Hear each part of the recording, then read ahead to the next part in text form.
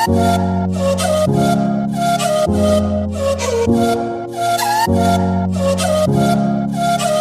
दोस्तों, स्वागत है आपका आपके अपने YouTube चैनल स्टडी कंटेंट में। आज हम आपके लिए लेकर आए हैं अप्रैल मंथ की मूमल करंट अफेयर का नेक्स्ट पार्ट। तो बिना आपका टाइम वेस्ट किए चलिए शुरू करते हैं इस वीडियो को। आज हम इस वीडियो में डिस्कस करेंगे राष्ट्रीय परिदृश्य के बारे में। इसमें फर्स्ट करंट अफेयर है कि 26वीं भारत ब्राजील दक्षिण अफ्रीका IBSA महिला फोरम की बैठक की अध्यक्षता किसके द्वारा की गई? तो स्मृति ईरानी के द्वारा की गई। इनसा एक अनोखा मंच है जो कि 3 अलग अलग महाद्वीपों के 3 बड़े लोकतंत्र एवं प्रमुख अर्थव्यवस्थाओं भारत, ब्राजील और दक्षिण अफ्रीका की एक मंच पर लाता है इन तीनों को। नेक्स्ट करंट अफेयर है, इसमें राज्यसभा टीवी, लोकसभा टीवी का विलय कर संसद टीवी नाम का एक नया चैनल बनाया गया है। इस चैनल का कार्यकारी अधिकारी CEO नियुक्त किए गए हैं। तो रवि कपूर को नया इसका CEO नियुक्त किया गया है। नेक्स्ट करंट अफेयर है कि 15 अगस्त 2022 को स्वतंत्रता की 75वीं वर्षगांठ मनाने के लिए केंद्र सरकार ने मार्च 2021 में एक राष्ट्रीय समिति का गठन किया है। इस समिति के अध्यक्ष हैं तो प्रधानमंत्री नरेंद्र मोदी इस समिति के अध्यक्ष हैं। मोदी जी ने इस समिति को संबोधित करते हुए कहा है कि देश की स्वतंत्रता की 75वीं वर्षगांठ का मतलब है 75 विचार, 75 उपलब्धियां और 75 कार्य तथा इरादों से है जो हमें स्वतंत्र भारत के सपनों को साकार करने के लिए आगे बढ़ने की प्रेरणा देते हैं। नेक्स्ट करंट अफेयर है, इसमें कि मार्च 2021 में किस भारतीय को संयुक्त राष्ट्र पर्यावरण कार्यक्रम UNEP के न्यूयॉर्क कार्यालय में सहायक महासचिव एवं प्रमुख नियुक्त किया गया? तो ये किया है लीगिया नोरोन्हा को नियुक्त किया गया है। ठीक है, ये संयुक्त राष्ट्र के जो प्रमुख है एंटोनियो गुटेरेस ने भारतीय अर्थशास्त्री लीगिमा नोरोन्हा को संयुक्त राष्ट्र पर्यावरण कार्यक्रम UNEP के न्यूयॉर्क कार्यालय में सहायक महासचिव एवं प्रमुख के रूप में नियुक्त किया है। ठीक है, वर्ष 1972 में इसकी स्थापना हुई थी और प्रमुख वैश्विक पर्यावरण प्राधिकरण है ये एक, जिसका प्राथमिक कार्य वैश्विक पर्यावरण एजेंडा निर्धारित करना है, संयुक्त राष्ट्रीय प्रणाली के भीतर सतत विकास को बढ़ावा देना है और वैश्विक पर्यावरण संरक्षण हेतु एक आधिकारिक अधिवक्ता के रूप में कार्य करना है। ठीक है, संयुक्त राष्ट्र पर्यावरण कार्यक्रम एक संयुक्त राष्ट्र प्रणाली है जो कि पर्यावरण के लिए एक आवाज़ है। ठीक है, ये एक वकील, एक शिक्षक, एक उत्प्रेरक की सूत्रधार की तरह पर्यावरण को बचाने के लिए गाइड करता है। ठीक है, इसके विकास के लिए गाइड करता है, इसको बढ़ाने के लिए गाइड करता है। नेक्स्ट करंट अफेयर है कि मार्च 2021 में उत्तराखंड के मुख्यमंत्री बने हैं तो तीरथ सिंह रावत को उत्तराखंड के मुख्यमंत्री बनाए गए हैं। तीरथ सिंह रावत उत्तराखंड के 10वें मुख्यमंत्री बनेंगे और ये त्रिवेंद्र सिंह रावत का स्थान लेंगे। उत्तराखंड की जो राजधानी है वो देहरादून है, जिसे गैरसैंण भी कहते हैं। बेबी रानी मौर्य जो कि राज्यपाल है वहाँ की। आपके लिए एक क्वेश्चन है, कमेंट बॉक्स में इसका आंसर देना कि उत्तराखंड राज्य की स्थापना कब की गई थी।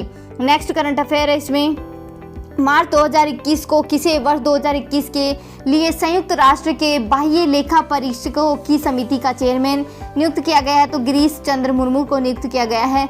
गिरीश चंद्र मुर्मू पहले जम्मू कश्मीर के पहले लेफ्टिनेंट गवर्नर भी रह चुके हैं। ठीक है, मुर्मू वर्तमान में स्वास्थ्य संगठन जो कि जेनेवा में स्थित है और खाद्य एवं कृषि संगठन रोम के भी बाहरी ऑडिटर रह चुके हैं। मुर्मू ने संयुक्त राष्ट्र महासभा ने 1959 में बाहरी लेखा परीक्षकों के पैनल की स्थापना की थी। मुर्मू सन 1993 से सन 1999 तक और 2014 से 2020 तक UN बोर्ड ऑफ ऑडिटर्स में भी शामिल रह चुके हैं। नेक्स्ट करंट अफेयर है कि भारतीय छात्रा जिन्होंने अफ्रीकी महाद्वीप की सबसे ऊंची चोटी माउंट किलिमंजारो को की जो फतह है वो किया है, तो ऋत्विका ने किया है। 9 वर्षीय ऋत्विका ने तंजानिया में स्थित माउंट किलिमंजारो को फतह किया है। माउंट किलिमंजारो अफ्रीका महाद्वीप की सबसे ऊंची चोटी है। ऋत्विका की उपलब्धि हासिल करने वाली एशिया की सबसे छोटी लड़की बन गई है। ऋत्विका 2nd क्लास में पढ़ती है। यह ऋत्विका आंध्र प्रदेश की रहने वाली है। ऋत्विका ने 5681 मीटर गिलमेंस पॉइंट तक फतह हासिल की है। नेक्स्ट करंट अफेयर है कि मार्च 2021 में भारत सरकार द्वारा किसे भारत का मुख्य सांख्यिकीविद नियुक्त किया गया है? तो ये किया है डॉक्टर GP सामंत को। CSI यानी कि चीफ स्टैटिस्टिशियन ऑफ इंडिया यानी कि राष्ट्रीय सांख्यिकी संगठन के प्रमुख और राष्ट्रीय सांख्यिकी आयोग के सचिव के तौर पर कार्य करते हैं। ठीक है। और मुख्य सांख्यिकी विद का प्राथमिक कार्य देश के समक्ष प्रमुख आर्थिक, सांकेतिक और आंकड़े प्रस्तुत करना है। नेक्स्ट करंट अफेयर है कि 9 मार्च 2021 को school game federation of India का पुनः अध्यक्ष बनाया गया, तो सुशील कुमार को बनाया गया है। नेक्स्ट करंट अफेयर है कि अंतर संसदीय संघ इंटर पार्लियामेंट्री यूनियन IPU के अध्यक्ष के रूप में जो कि मार्च 2021 में भारत की यात्रा पर रहे, तो दुआर्ते पचेको रहे। इन्होंने जो अंतर संसदीय संघ विश्व में लोकतंत्र को बढ़ावा देने का कार्य करता है, ठीक है। इसकी भारत जो 1949 से IPU का सक्रिय सदस्य रहा है और जो इसका मुख्यालय है स्विट्जरलैंड जेनेवा में स्थित है। इसकी स्थापना 1889 में की गई थी। विश्व की विभिन्न राष्ट्रीय सांसदों का एक अंतर्राष्ट्रीय संघ है ये। नेक्स्ट करंट अफेयर है इसमें कि किस भारतीय को स्टॉप टीबी पार्टनरशिप बोर्ड का अध्यक्ष नियुक्त किया गया है, तो डॉक्टर हर्षवर्धन सिंह को नियुक्त किया गया है, ठीक है। स्टॉप टीबी पार्टनरशिप बोर्ड एक अंतर्राष्ट्रीय मंच है जो दुनिया भर के विभिन्न पक्षों के साथ मिलकर के टीबी के विरुद्ध संघर्ष का अभियान चलाता है। स्टॉप टीबी पार्टनरशिप बोर्ड के अध्यक्ष के रूप में हर्षवर्धन जुलाई 2021 में अपना पद संभालेंगे। उनका कार्यकाल 3 वर्ष का होगा। दुनिया में टीबी खत्म करने की जो सीमा है वो 2030 रखी गई है, जबकि भारत में 2025 तक टीबी को खत्म करने का लक्ष्य रखा गया है। नेक्स्ट करंट अफेयर है कि प्रादेशिक सेना में कैप्टन बनने वाले पहले सेवारत जो सांसद है वो है अनुराग ठाकुर है, ठीक है। और अनुराग ठाकुर वर्तमान में वित्त और कॉरपोरेट राज्य मंत्री भी हैं। नेक्स्ट करंट अफेयर है कि भारत के 48वें प्रधान न्यायाधीश होंगे, तो न्यायमूर्ति BN रमन्ना होंगे, ठीक है। जस्टिस बोबड़े का ये स्थान लेंगे। जस्टिस बोबड़े 47वें जो प्रधान न्यायाधीश थे वो थे। नवंबर 2019 में उन्होंने शपथ ली थी। परंपरा के अनुसार प्रधान न्यायाधीश केंद्र सरकार को अपने उत्तराधिकारी न्यायाधीश के नाम की सिफारिश करता है। नेक्स्ट करंट अफेयर है कि भारतीय मूल के अमेरिकी चिकित्सक जिन्हें अमेरिकी राष्ट्रपति जो बाइडेन का सर्जन जनरल नियुक्त किया गया है, तो विवेक मूर्ति को नियुक्त किया गया है। डॉक्टर विवेक मूर्ति दूसरी बार अमेरिका के सर्जन जनरल के पद पर होंगे। इससे पूर्व 2013 में ओबामा प्रशासन में सर्जन जनरल के पद पर नियुक्त रह चुके हैं। वह 37 साल की उम्र में सबसे कम उम्र के सर्जन जनरल का पद संभाला था उन्होंने, ठीक है। डॉक्टर मूर्ति कोरोना वायरस महामारी पर राष्ट्रपति जो बाइडेन को सलाह देंगे और सार्वजनिक स्वास्थ्य के मामले में संघीय सरकार के सबसे बड़े अधिकारी होंगे। नेक्स्ट करंट अफेयर है कि भारतीय रिजर्व बैंक ने किसकी अध्यक्षता में एक स्थायी बाह्य सलाहकार समिति की स्थापना की है, तो श्यामला गोपीनाथ की अध्यक्षता में की है। नेक्स्ट करंट अफेयर है कि प्रियंका बनी पहली महिला एनकाउंटर अधिकारी। दिल्ली क्राइम ब्रांच ने 25 मार्च 2021 को एनकाउंटर ऑपरेशन में 2 वांछित अपराधियों को गिरफ्तार किया था। एनकाउंटर में महिला जो सब इंस्पेक्टर प्रियंका शर्मा भी शामिल हुई थी। नेक्स्ट करंट अफेयर है इसमें कि ट्यूलिप गार्डन के बारे में ये इंपॉर्टेंट है, ठीक है, याद रखना इसको भी। केंद्र शासित प्रदेश जम्मू कश्मीर के श्रीनगर में स्थित एशिया के सबसे बड़े ट्यूलिप गार्डन को आम जनता पर्यटकों के लिए खोल दिया गया है, ठीक है। यह गार्डन डल झील के किनारे जबरवान पहाड़ियों की जो घाटी है में स्थित है। इस ट्यूलिप गार्डन में 1.5 मिलियन से अधिक ट्यूलिप के पौधे मौजूद हैं। ये एशिया का सबसे बड़ा ट्यूलिप गार्डन है। लगभग 30 हेक्टेयर क्षेत्र में फैला Indira Gandhi memorial tulip garden को वर्ष 2007 में जो कश्मीर है घाटी में फूलों की खेती और पर्यटन को बढ़ावा देने के उद्देश्य से स्थापित किया गया था। ट्यूलिप उत्सव एक वार्षिक उत्सव है जिसका उद्देश्य जम्मू कश्मीर सरकार द्वारा पर्यटन प्रयासों के हिस्से के रूप में बगीचे में फूलों की श्रृंखला का प्रदर्शन करना है। नेक्स्ट करंट अफेयर है कि सरकार द्वारा संचालित पशु एम्बुलेंस नेटवर्क स्थापित करने वाला देश का प्रथम राज्य है, तो आंध्र प्रदेश बन गया है। आंध्र प्रदेश पशु चिकित्सा के क्षेत्र को और अधिक बढ़ावा देने के लिए जो राज्य सरकार ने जानवरों हेतु संचालित भारत के पहले पशु चिकित्सा एम्बुलेंस नेटवर्क की स्थापना करने की घोषणा की है। इस योजना के अंतर्गत लोगों को घर पर पशु चिकित्सा सेवा उपलब्ध कर विक्रेता प्रत्येक विधानसभा क्षेत्र में एक मोबाइल एम्बुलेंस पशु चिकित्सा क्लिनिक की स्थापना की जाएगी। इस मोबाइल एम्बुलेंस में एक पशु चिकित्सा और एक पैरा पशु चिकित्सा कार्यकर्ता तैनात किए जाएंगे। नेक्स्ट करंट अफेयर है कि 9 मार्च 2021 को प्रधानमंत्री नरेंद्र मोदी ने किन 2 देशों को जोड़ने वाली मैत्री सेतु का उद्घाटन किया है, तो भारत और बांग्लादेश। मैत्री सेतु का निर्माण फेनी नदी पर किया गया जो कि त्रिपुरा और बांग्लादेश के बीच बहती है। इस पुल का निर्माण राष्ट्रीय राजमार्ग और बुनियादी ढांचा विकास निगम लिमिटेड द्वारा 133 करोड़ रुपए की लागत से किया गया है। ये पुल भारत में सबरूम को बांग्लादेश के रामगढ़ से जोड़ता है। मैत्री सेतु के उद्घाटन से त्रिपुरा बांग्लादेश के चट्टोग्राम बंदरगाह तक पहुंच के लिए पूर्वोत्तर का प्रवेश द्वार बन गया है। भारत के पहले वन चिकित्सा केंद्र की स्थापना कहाँ की गई है? तो उत्तराखंड में की गई है। ठीक है, और उत्तराखंड में भारत के पहले वन चिकित्सा केंद्र की स्थापना उत्तराखंड में की गई है। उत्तराखंड के रानीखेत में की गई इसकी स्थापना। इसमें कि केंद्र के कार्यों में वन वॉकिंग, ट्री हंगिंग और फॉरेस्ट मेडिटेशन जैसी कई गतिविधियां शामिल है इसमें। नेक्स्ट करंट अफेयर है कि भारत की पहली अंडर सी सुरंग का निर्माण किस शहर में किया जा रहा है? तो मुंबई में किया जा रहा है। और इसमें मुंबई में मुंबई तटीय सड़क परियोजना के तहत समुद्र के नीचे सुरंग का निर्माण किया जा रहा है। ठीक है, इसके निर्माण का लक्ष्य 2023 तक रखा गया है। भारत की यह पहली अंडर सी सुरंग होगी। मुंबई तटीय सड़क परियोजना के तहत 2 सुरंग बनाई जाएगी। इस सुरंग की लंबाई 7 किलोमीटर होगी, जिसमें कि 1 किलोमीटर का हिस्सा समुद्र के नीचे होगा।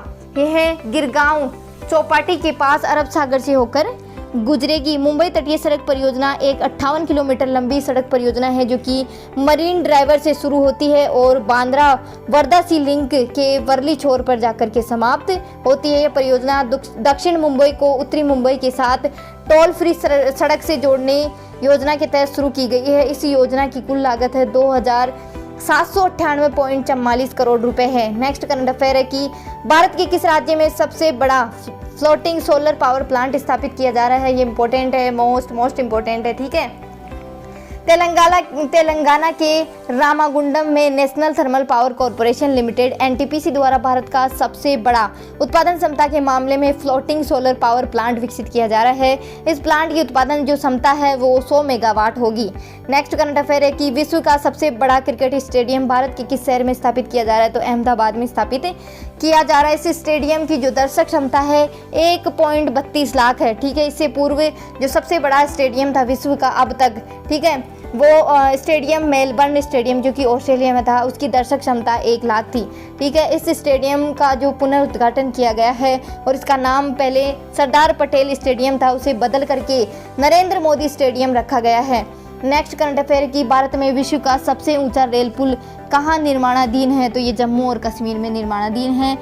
विश्व का सबसे ऊंचा, ठीक है, विश्व का सबसे ऊंचा रेल पुल जम्मू कश्मीर के रियासी जिले में चिनाब नदी पर बनाया जा रहा है। ये पुल जम्मू के कटरा और कश्मीर के बनिहाल के बीच 111 किलोमीटर लंबे दुर्गम रास्ते को जोड़ेगा। ये पुल रुद्धमपुर, श्रीनगर और बारामूला रेल लिंक परियोजना का हिस्सा है। चिनाब रेल पुल बन जाने के बाद ये चीन के सुईबाई रेलवे पुल जो कि 275 मीटर का रिकॉर्ड तोड़ देगा। ये पुल 1.315 किलोमीटर लंबा है और इसे वर्ष 2021 के अंत तक पूरा किया जाएगा। इसकी लागत 12,000 करोड़ रुपए है। इसे रेलवे कॉर्पोरेशन लिमिटेड द्वारा निर्माण किया जा रहा है इसका। नेक्स्ट करंट अफेयर है कि 22 मार्च 2021 को प्रधानमंत्री नरेंद्र मोदी ने की उपस्थिति में केन बेतवा लिंक परियोजना के समझौते ज्ञापन पर हस्ताक्षर किए गए। इस परियोजना से संबंधित राज्य हैं तो उत्तर प्रदेश और मध्य प्रदेश है, ये भी इम्पोर्टेंट है। प्रधानमंत्री नरेंद्र मोदी की उपस्थिति में केंद्रीय जल शक्ति मंत्री, उत्तर प्रदेश के मुख्यमंत्री, मध्य प्रदेश के मुख्यमंत्री के बीच केन बेतवा संपर्क परियोजना के समझौता ज्ञापन पर हस्ताक्षर किए गए हैं। ये नदियों को आपस में जोड़ने की राष्ट्रव्यापी योजना की पहली परियोजना है। ठीक है, इसकी तो एक एक लाइन इंपॉर्टेंट है। केन बेतवा इंटरलिंक प्रोजेक्ट नदियों को आपस में जोड़ने का प्रोजेक्ट है। इस प्रोजेक्ट के तहत मध्य प्रदेश की केन नदी और उत्तर प्रदेश की बेतवा नदी को लिंक किया जाएगा। इस परियोजना में दाऊदन बांध बनाकर के केन और बेतवा नदी को नहर के जरिए जोड़ना और लाउर ओई परियोजना, कोटा की बैराज और बीना संकुल परियोजना के माध्यम से केन नदी के पानी को बेतवा नदी में पहुंचाना है। ठीक है, और इससे विद्युत का उत्पादन भी किया जाएगा। 103 मेगावाट विद्युत का जल विद्युत का उत्पादन किया जाएगा। नेक्स्ट करंट अफेयर है कि फरवरी 2021 में स्वच्छ ऊर्जा सुरक्षा सुनिश्चित करने हेतु किस अभियान की शुरुआत की गई है? तो गो इलेक्ट्रिक अभियान की शुरुआत की गई है। इलेक्ट्रिक वाहन चार्जिंग इंफ्रास्ट्रक्चर के लाभों के संदर्भ में जागरूकता फैलाने के लिए यह अभियान शुरू किया गया है। इस अभियान से पूरे देश में ई मोबिलिटी और इलेक्ट्रिक कुकिंग के बारे में जागरूकता बढ़ेगी, ताकि आने वाले वर्षों में भारत में जीवाश्म ईंधन आयात निर्भरता को कम करने में मदद करेगा यह भारत की। नेक्स्ट करंट अफेयर है कि गृह मामलों की संसदीय स्थायी समिति ने नाबालिगों की उम्र 18 से घटा करके कितने वर्ष करने की सिफारिश की है? तो 16 वर्ष करने की सिफारिश की है। ठीक है, गृह मामलों की स्थायी समिति ने पॉक्सो एक्ट के तहत जो किशोर का जो उम्र है वो 18 से घटा करके अब 16 वर्ष करने की सिफारिश की है। और इस रिपोर्ट में कहा गया है कि पॉक्सो एक्ट में बड़ी संख्या में जो मामले थे जहां अपराधियों की उम्र कम थी, अतः यह आवश्यक है कि इन प्रावधानों में सुधार करने पर विचार किया जाए। ठीक है, पॉक्सो एक्ट क्या है? ये यौन अपराधों से बच्चों का संरक्षण करने के लिए एक अधिनियम बनाया गया था, जो कि 2012 में बनाया गया था। नेक्स्ट करंट अफेयर है इसमें, नेक्स्ट करंट अफेयर है कि भारत की स्वतंत्रता की 75वीं वर्षगांठ मनाने हेतु भारत सरकार द्वारा आयोजित कार्यक्रम की श्रृंखला का नाम तो अमृत महोत्सव रखा गया है। और ये महोत्सव है, शुरुआती कार्यक्रम 12 मार्च 2021 से प्रारंभ हुए हैं। कार्यक्रम 15 अगस्त 2022 से 75 सप्ताह पूर्व आयोजित किए जा रहे हैं। 12 मार्च 2021 को प्रधानमंत्री नरेंद्र मोदी ने साबरमती आश्रम से पद यात्रा को रवाना किया है।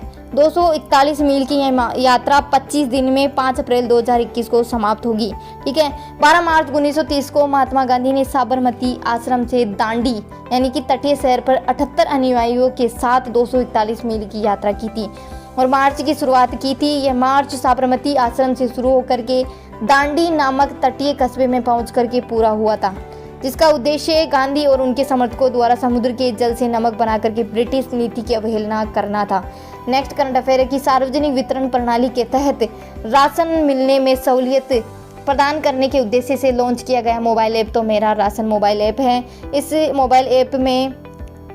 मोबाइल ऐप से क्या होगा कि उपभोक्ता मामले और खाद्य सार्वजनिक वितरण मंत्रालय ने उन राशन कार्ड धारकों को लाभ पहुंचाने के लिए मेरा राशन मोबाइल ऐप की शुरुआत की है, जो लोग आजीविका की तलाश में अन्य राज्यों में चले जाते हैं।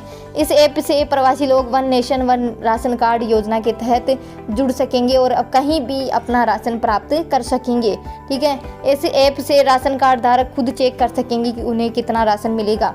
और जो one nation one ration card योजना थी 2009 में स्टार्ट की गई थी, 4 राज्यों में ये शुरू हुई थी। दिसंबर 2020 तक 32 राज्यों और केंद्र शासित प्रदेशों में लागू हो चुकी है। अब शेष बचे हैं 4 राज्य, जिसमें असम, छत्तीसगढ़, दिल्ली और पश्चिम बंगाल बचे हैं।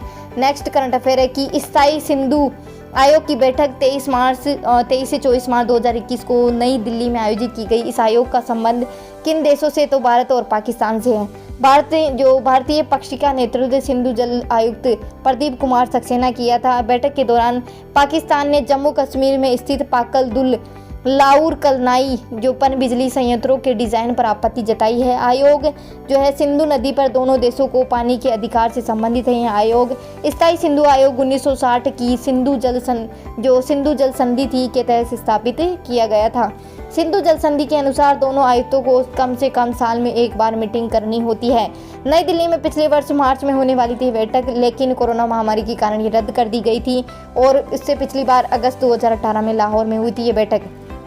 इसमें है कि सिंधु जो जल समझौता है वो प्रधानमंत्री जवाहरलाल नेहरू और पाकिस्तान के राष्ट्रपति अयूब खान ने हस्ताक्षर किए थे। तो वीडियो यहीं तक है। वीडियो को लाइक करें, शेयर करें। वीडियो कैसी लगी कमेंट करना ना भूलें। जय हिंद, जय भारत।